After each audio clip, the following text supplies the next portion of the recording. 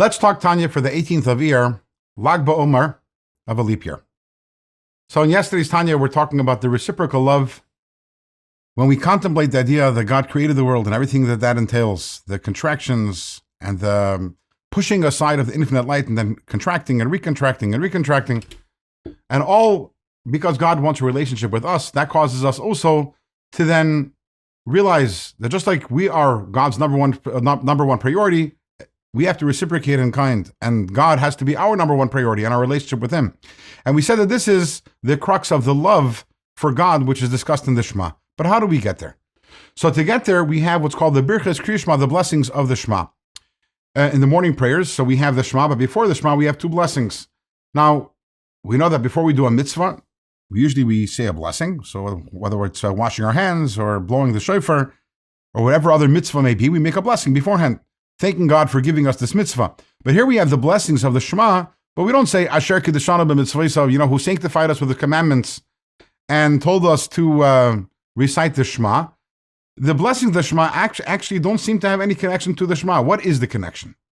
The connection is, the Alter Rebbe tells us, that these blessings are what allows us to arrive at the reciprocal love which we're supposed to experience while we are saying the Shema. How is that? So today we're going to analyze the first of the two blessings, and then tomorrow we'll analyze the second blessing, and we'll see how the two of them together allow us to arrive at the place of Ahavta Hashem Elokecha, of loving God with this reciprocal love, which we've been describing up until this point. What is the first blessing about?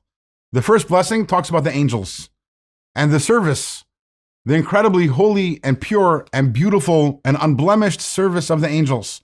We have there the higher level of angels, the Seraphim, and they are shouting, Kadosh, Kadosh, Kadosh. They're talking about how holy God is, how God is transcendent. And this is something that they actually understand and they can relate to because these are intellectual angels.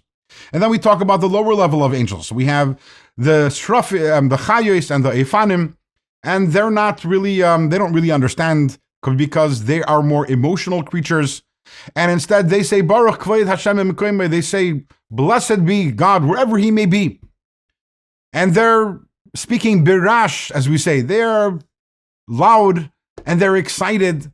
And these angels, we're talking about the holiest of the holy. That is the topic of the first blessing. What is the second blessing of Shema? What is the topic? Avas Olam. That we'll find out in tomorrow's Tanya.